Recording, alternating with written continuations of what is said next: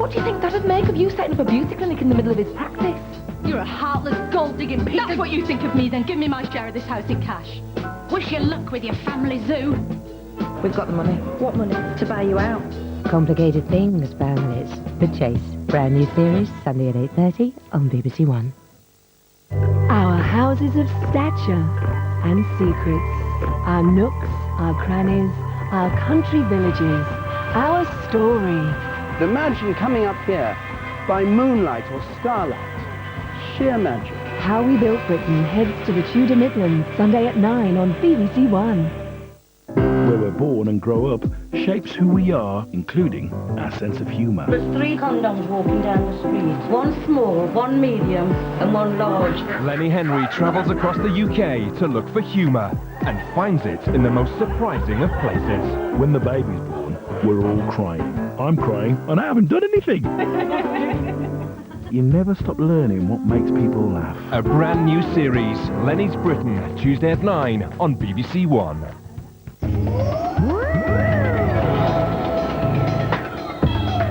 Match of the Day has the highlights from this evening's England Euro 2008 qualifier in Estonia at 10:45.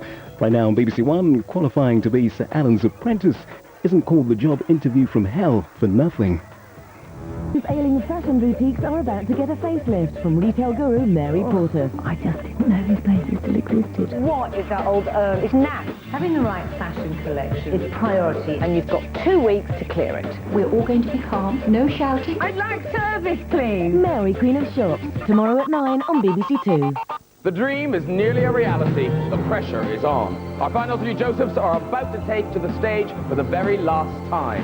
In red, we've got Lee. In yellow, Keith. And in blue, Lewis. Who will have the door closed on them? And who will walk away to win the role of a lifetime? He is a star. This kid has it. You deserve to be in the final. Only your vote can decide, so join us live. Any Dream Will Do, the final, Saturday at 8:05 on BBC One.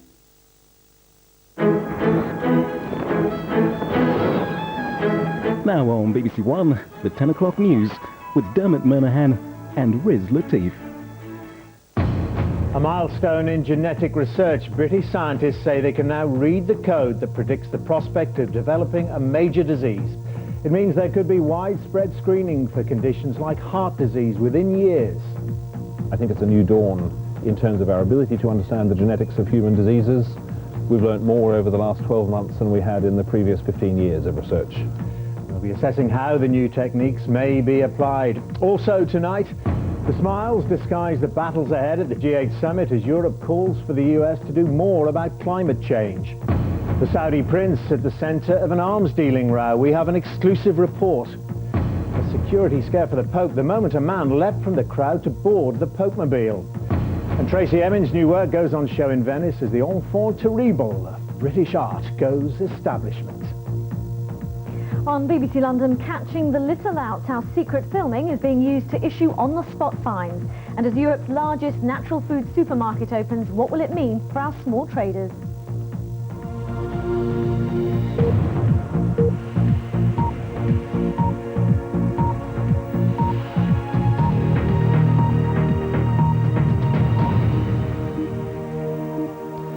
Good evening. British scientists unveiled a new era in medicine today when they announced they'd finally unravelled the genetic link to 7 major diseases, raising the prospect of predicting a child's medical future at birth. In the biggest study of its kind, researchers have isolated many of the genes linked to conditions such as heart disease and diabetes. Our medical correspondent, Fergus Walsh, has the details. Olivia was born in Cambridge just a few hours ago into a brave new world where scientists can predict her health prospects in decades to come. In a few years, it could be possible for parents to get a printout of their baby's genetic health risks as they leave the maternity ward. These are the fruits of the Human Genome Project, the multi-billion-pound venture to map the human genetic code. The first draft was published 7 years ago. Now, using new rapid scanning techniques, UK teams funded by the Wellcome Trust have gone much further, finding DNA links to 7 common diseases. They compared 10 million genetic variants in thousands of patients in a matter of months. As a result, they discovered 17 new genes implicated in common illnesses. These included 8 new genes for Crohn's disease, a common form of inflammatory bowel disease, and a new gene for coronary artery disease. They also found possible genetic markers for bipolar disorder, also known as manic depression. The researchers say this will fundamentally alter our knowledge of common diseases. It moves us into a whole new era. I think it's a new dawn in terms of our ability to understand the genetics of human diseases. We've learnt more over the last 12 months than we had in the previous 15 years of research in the field, and that pace is going to increase. Over the next couple of years, we'll learn even more and at a faster and faster rate. But it raises the question, would parents want to know the genetic health risks facing their children? I think I would like to know, but I think I will be so scared about the future. I will be thinking every minute how he might get a disease that he probably will never get. But I think it will influence every decision I take in my life. I think it would be handy to know so that later on you could keep an eye out for certain things. Would help to just make sure that you look after them properly. My grandparents have got heart disease and she has terrible trouble trying to get insurance to go on holiday and things like that. So yeah, that would worry me. And obviously then insurance companies would have that they could then ask you for a printout if they know that everybody's got it. That would be the problem. The unravelling of the DNA of disease will lead to more effective treatments, meaning baby Olivia should have a longer and healthier life than any previous generation. And Fergus is here. So Fergus, how do you assess that balance between those medical benefits and some of the ethical concerns? The potential health benefits are tremendous. The more we know about the genetic links to disease, the more medicine can be personalised. But there are ethical concerns. If your genome is made public, then you are revealing crucial data about yourself, and there are real fears that that could lead to discrimination. Now, at the moment, in this country, the insurance companies have a self-imposed moratorium on the use of genetic information for setting premiums. And I think that's a very good thing.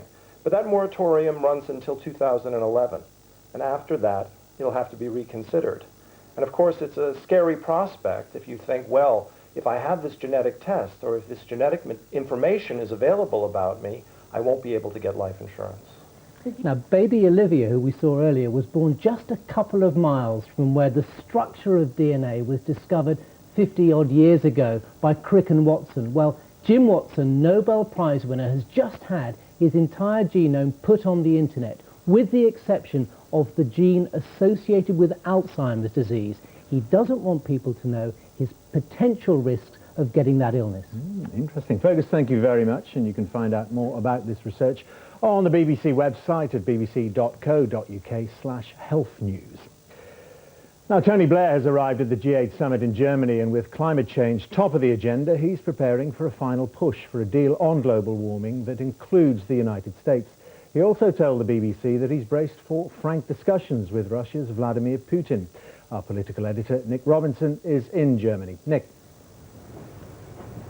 The 8 men and women who lead the world's richest countries are meeting here on the North German coast. They know that the world is watching them to see whether they'll focus on what divides them or whether they'll finally manage to reach an agreement with some prospect of stopping global warming. Just one last photo opportunity as a member of the world's richest club? Not so, says Tony Blair. He insists this summit is one last opportunity to show that the G8 can tackle climate change. There's one summit problem, though. Him.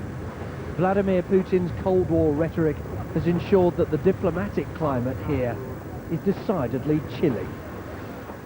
I spoke to the Prime Minister before he set off for Germany about what he hoped to achieve. Not on the G8's agenda, but on Tony Blair's, is Russia. I think behind the scenes at the G8 there will be the opportunity for people to have a frank conversation about Russia, with Russia.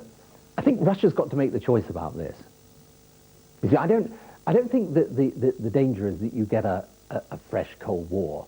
But I think if Russia wants the right relationship with Europe and with America and so on, then it's got to be on the basis of certain shared values and principles. And that means that there is a certain way that you raise concerns and issues, and there's a certain way that obviously makes people feel concerned and worried.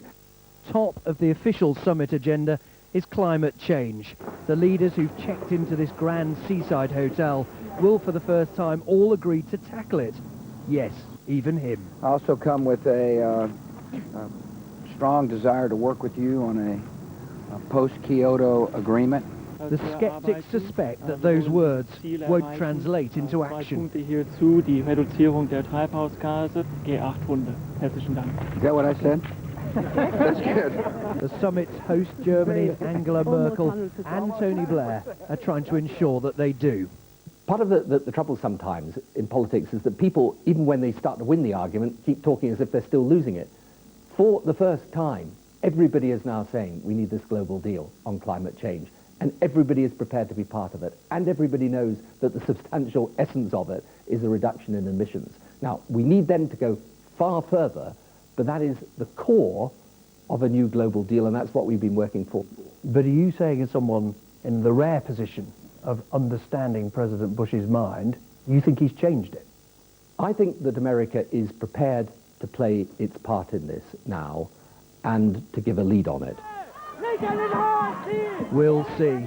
The protesters whose attempts to disrupt this summit are being tackled with Germanic efficiency believe the G8 is the world's most expensive talking shop.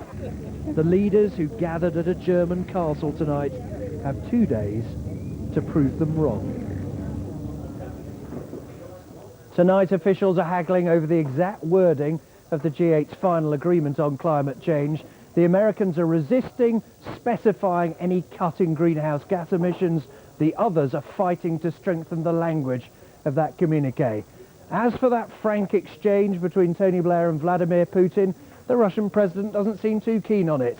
He's fixed their meeting for the last hour of the last day of this summit. Thanks, Nick. Well, as we've been hearing, Europe is trying to push George Bush into capping American emissions and joining the global scheme for trading carbon. Now, it's seen as a key solution for getting money to developing countries to help their economies grow without further damaging the climate. But how does carbon trading actually work? Well, here's our environment analyst, Roger Harrabin. Carbon trading's based on the principle that global warming is a global problem, so it doesn't really matter where you actually cut the carbon. The cuts are made wherever in the world it's cheapest for business, and in a world where money talks, that's important. So how's it work? Well, take this chemicals factory in the north of England. Like every major polluter in the UK, its CO2 emissions are strictly capped, because Britain agreed to cut CO2 as part of the Kyoto deal on climate. But this firm won't have to make all its carbon cuts itself. It can pollute over and above its CO2 limit by buying extra CO2 credits. But where would you buy carbon credits? Here's a firm that's selling carbon credits. This is Shugang Steel in Beijing. The factory's horribly inefficient, but China's still relatively poor.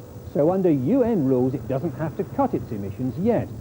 But this firm is installing new technology to cut CO2. Why bother? Because this generates those valuable CO2 credits. So CO2 will be saved from Shugang that wouldn't otherwise have been saved. The CO2 credits flow to Europe, and dollars to pay Shugang for its clean technology flow the other way. It's all policed by the UN. But is this ethical? Shouldn't firms in Europe be forced to cut emissions themselves? I think it is ethical.